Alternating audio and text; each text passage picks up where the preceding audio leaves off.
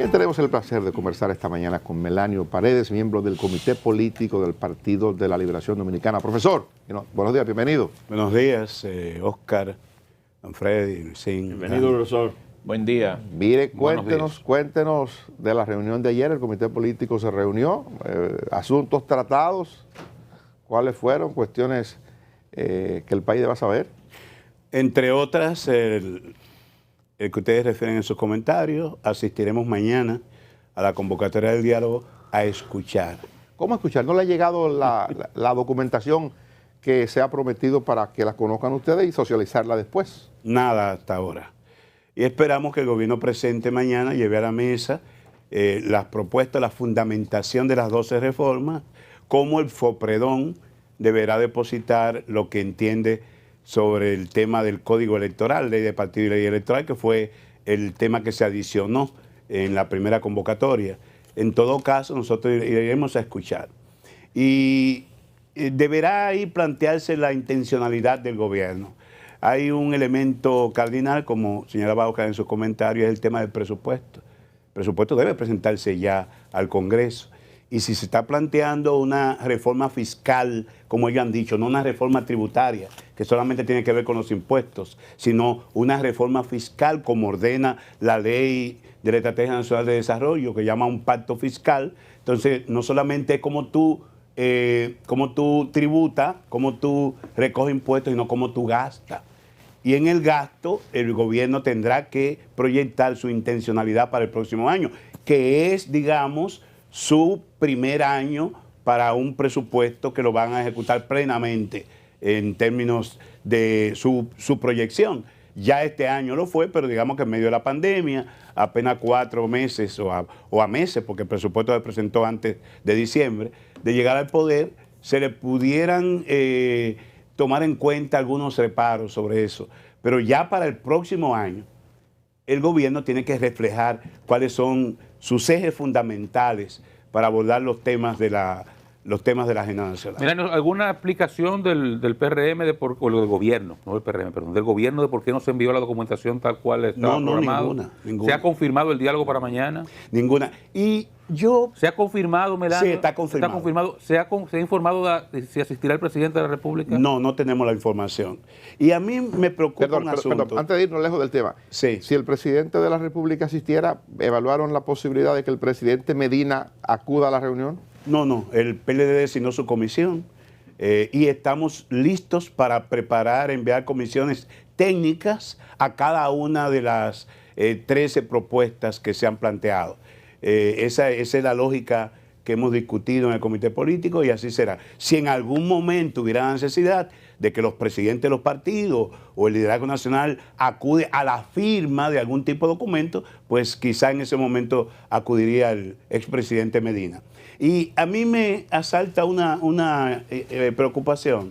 El principal asesor del presidente Abinader, nosotros tuvimos oportunidad de intercambiar con él entre 2005, 2012, porque fue un asesor del expresidente Fernández. Y él es muy dado a que la lógica de los gobiernos es fijar el tema de la agenda. El presidente sale el 18 hacia Estados Unidos y hay toda una parafernalia para cubrir... El 18 de este mes. El 18 de este mes. Para el tema de Naciones Unidas. Correcto. Usted está hablando del señor Bengochea. Entonces, que era asesor del presidente Fernández y ahora asesor de Abinader. Así es. Él es muy dado a que el gobierno tiene que fijar los temas. El presidente sale el 18, pero mañana se reúne. Y lo que va a estar en la palestra son las propuestas y la intervención del presidente en esa convocatoria. Eso estará para los próximos días, pero sale el 18 y ya está planteada toda una plataforma publicitaria para cubrir el viaje del presidente. Pero es que los temas ya están planteados, Melanio, el 18 de agosto, mira, un mes después. Los planteó que es la reforma. Están enunciados, don 12, Luisín. y mañana ahora se supone que entreguen el contenido. El contenido, ahí es importante. Y tú puedes pensar por dónde viene la reforma fiscal, que es el gobierno. Porque si usted se va a beneficiar de los activos que le deje esa reforma, usted tiene que asumir los pasivos. Y en una circunstancia como está el país, con carestía en el costo de la vida, con los problemas de escasez, con el problema del pollo, el problema del cerdo. Plantearse ahora reformas, como se ha dicho, que tiene que innegablemente afectar a algún sector. Dicen que a partir de ese razonamiento que usted ha hecho, que es aparentemente uno que hace mucha gente en el comité político, el PLD está cerrado a la posibilidad de discutir reforma en este momento. Nosotros escucharemos. Recuérdate, Dani, que nosotros somos, el PLD ha estado en el Estado en los últimos 20 de los últimos 24 años. Y como tal, tenemos que asumir una posición responsable, no populista. Y entendemos que el país necesita generar más ingresos. Con la actual tasa de contribución, es imposible que se puedan enfrentar problemas cruciales. Ahora, la intencionalidad, quién va a cargar pesado en términos de los ingresos que debe percibir el Estado, ahí está la vocación de un gobierno en favor de los sectores más vulnerables o en favor de los sectores potentados. Y ahí entonces el Partido de la Liberación Dominicana en su momento tendrá que fijar una posición. Pero inicialmente le corresponde al gobierno del presidente Luis Abinader poner sobre la mesa cuáles son sus intenciones, cuáles son sus propuestas. Con respecto a uno de los temas planteados por el presidente, una de las reformas, hablaron ustedes ayer de la reforma a la Constitución. ¿Tiene algún tipo de opinión el PLD frente a ese tema en este momento? Sí, pasamos revista a ello, el tema que tiene que ver con la reforma constitucional, el que habla de la transparencia y el Ministerio Público Independiente. Entendíamos que si en un año ya el gobierno se vanagloria de que tiene un Ministerio Público Independiente, que ha sido capaz de desarmar la más amplia red de narcotráfico de los últimos años, entonces no sabemos por qué hay que ir a la Constitución a establecerlo. Pero en definitiva también tendremos que esperar qué plantea el gobierno respecto a eso. El PLD ha sido la organización política que más ha insistido en las reformas a nivel de la Constitución y las leyes para modernizar el Estado Dominicano.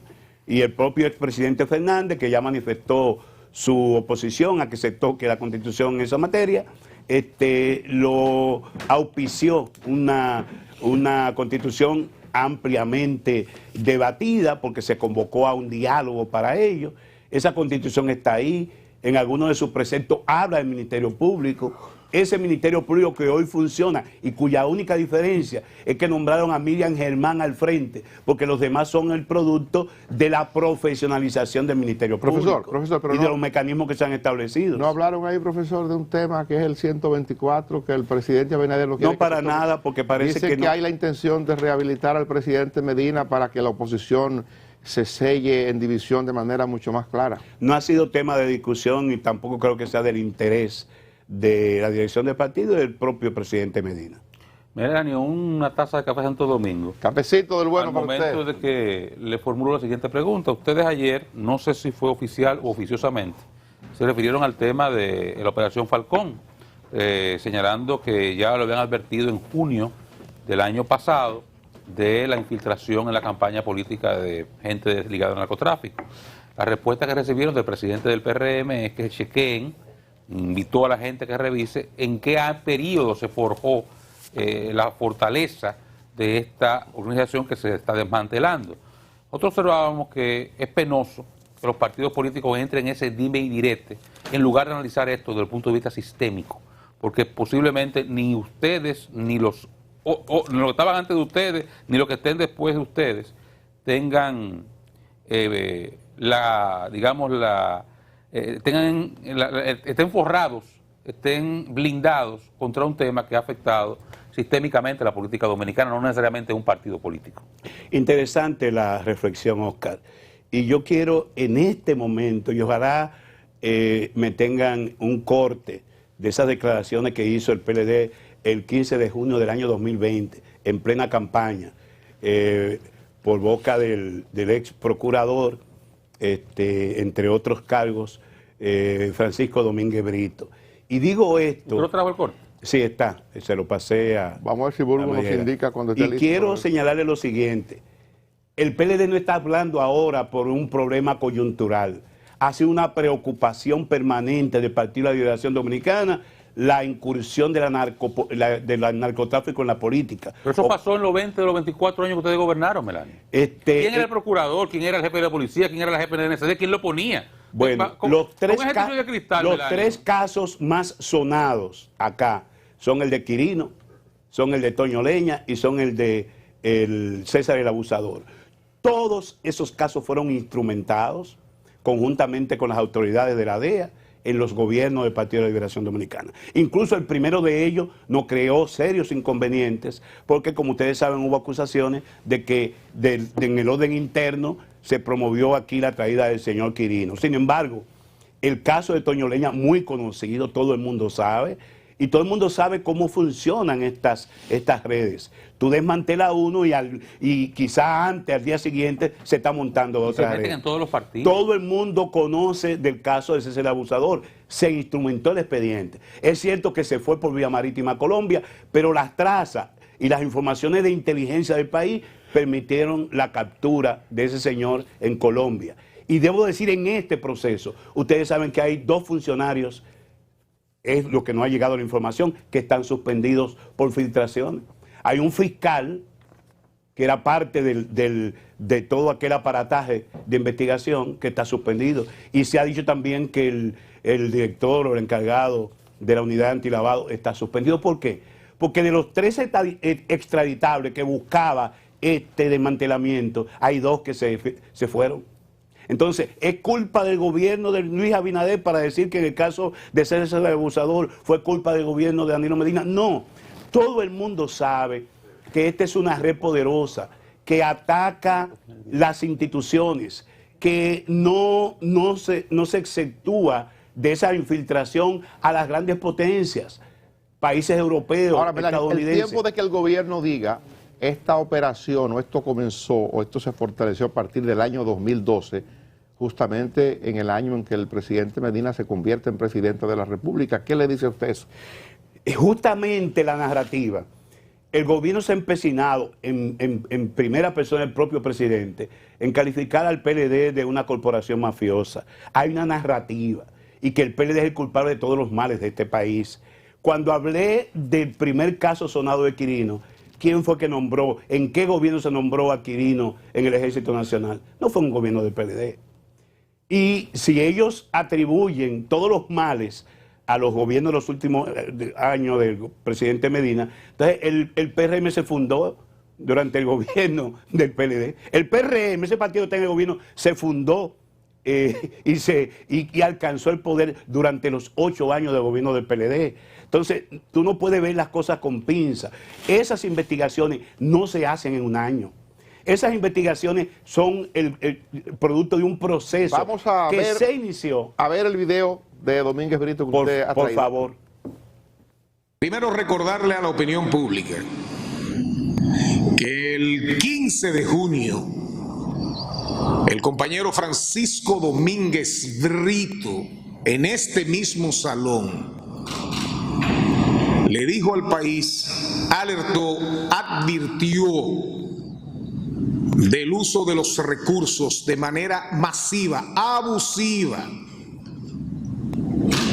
en favor de candidaturas del Partido Revolucionario Moderno. Y mencionó nombres y apellidos que hoy algunos están en el exterior, en los Estados Unidos. Y para responder, el gobierno puesto a la defensiva contra la pared. Unas 5 provincias se señalaba que había incursión del narco como financiador de campañas electorales. Y demandamos investigación. Y cuando usted ve el texto de esas declaraciones, todos y cada uno de los casos que señalábamos ya están siendo hay imputados en territorio norteamericano. El caso del diputado de Santiago, el más votado, también lo señalábamos, y la propia procuradora Jenny Berenice no solamente habló de diputados, habló de senadores. Nosotros lo que hicimos ayer fue responder a una narrativa que quería imputarle al PLD la responsabilidad de no haber descubierto cuando fue justamente en nuestro gobierno que se comenzó a instrumentar el expediente. Y la única diferencia que hay para que finalmente se llegara a los resultados que se tienen hoy es que está participando la DEA. Eso no es solamente el Ministerio Público de República Dominicana, es que la DEA ha estado al frente y en la espalda de todo el proceso. Y además está utilizando informaciones que ya han cantado los extraditados. De manera que nosotros lo que estamos diciendo, y nos curamos en salud, decíamos, nosotros no estamos diciendo que algunos de nuestros actores, que algunos de nuestros exfuncionarios por elección o actuales puedan estar involucrados. Si se descubre, si se establecen pruebas de que lo estén, serán expulsados sumariamente por una razón elemental. En el 2010, cuando aquellas elecciones de medio término congresionales, el PLD sacó de su lista, que ya habían sido electos, a 21 postulados por las bases del partido. ¿Por qué? Porque de alguna manera teníamos informaciones de que podían estar vinculados a dinero sucio. Y fueron sacados en el 2010. A partir de ahí, el partido ha establecido en su mecanismo de selección siempre la prueba antidumping, como ahora lo plantea la ley electoral y la ley de partido. Cuando no estaban esas leyes, el PLD lo hacía. Ha sido constante nuestra preocupación, porque no es que nosotros digamos que no vamos a ser infiltrados. Lo importante es cómo tú te comportas y cómo tú manejas el flagelo de la infiltración del narco en la política. Y eso fue lo que dijimos ayer. ¿Por qué? Porque se estaba construyendo una narrativa en el sentido de que el PLD es culpable. Usted ve a comunicadores y analistas independientes ya señalando, esperando que se mencione el primer nombre de un PLDista para cargarnos también. Ya cargamos con el asedio de toda la fauna marina en los proyectos, en los procesos que están en curso. Y además de eso, en un proceso en que solo se han identificado legisladores del PRM o aliados y siguen contando, ya también querían inculparnos a nosotros. Profesor, se nos termina el tiempo, quisiera su opinión en torno al desarrollo del concurso docente que ha tenido conflicto en el Ministerio de Educación. Es un tema que ojalá y hubiésemos tenido todo el espacio para comentarlo. Y debo decir que ese tema del reclutamiento de maestros y maestras es esencial si queremos efectivamente mejorar la calidad de la educación dominicana. Todo el tema de la reinscripción en colegios, el precio de los libros de texto, los uniformes, eso es subsidiario.